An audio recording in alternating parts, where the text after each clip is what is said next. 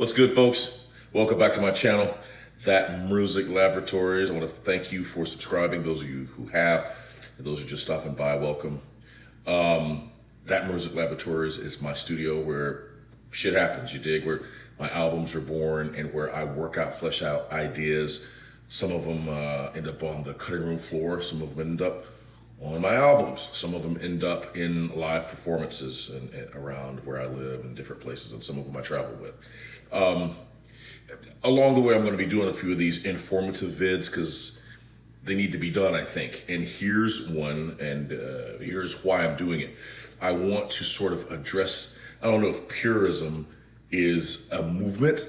I don't think we would call it purity, but there's those who believe that in what we call the quote unquote classical world, there's things called hip, historically informed performances, and there's certain traditions and practices that one should maintain and respect and venerate as they're performing. Okay, great, that sounds wonderful. I'm a scholar, you dig? I could be erudite and all that's good.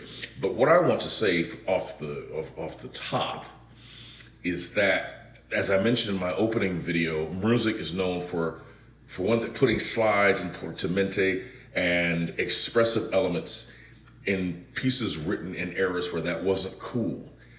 But I think we all here know, but if not, let me say, that's a deliberate and purposeful decision I make.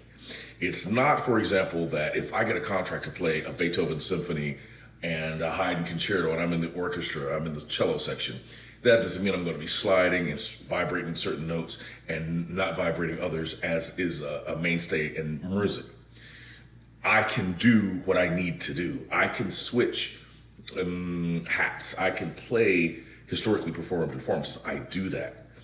Mruzick is my choice to take pieces from the Baroque period and put all sorts of strange dynamics in there that they didn't have. They had terrorist dynamics. It was either loud or soft, and the way that they made crescendi or decrescendi felt is in the textures of their harmonies. That's all well and good. I know all that. I can write papers on it. I have. My point is, when I decide to sit down and play the air on the G string, which we have on this channel, I decide to reharmonize the harmonies because I hear them a certain way.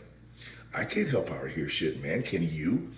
It's just that I have enough respect for what I hear to make it my own thing. Now, this is not, the petulance you feel is not leveled at you, those that have subscribed and those who find what I do interesting.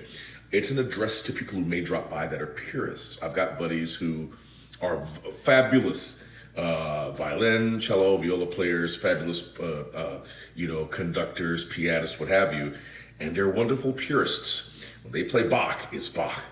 They're not going to be doing what I do. You know why? Because it's not Mruzick.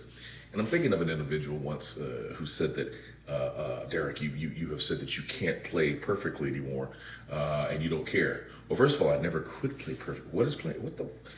Playing perfectly?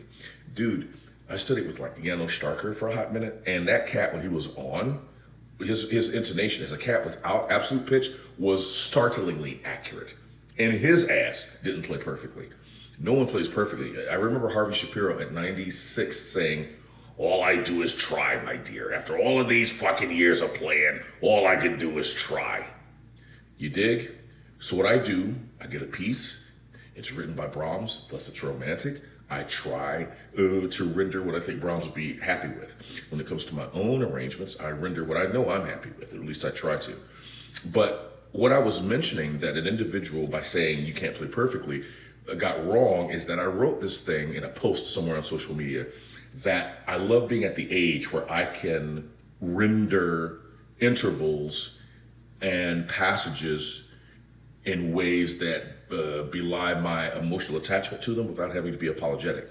And that translated for this genius into you can't play perfectly anymore. You can't educate everybody.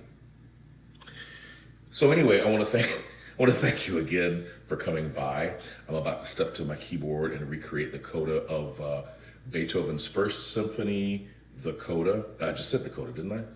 Holy shit, Batman, with the redundancy. I'm going to recreate the end of the first movement of Beethoven's First Symphony in C major. Thanks again for coming by my channel. I'll be talking with you again. Much love, fam.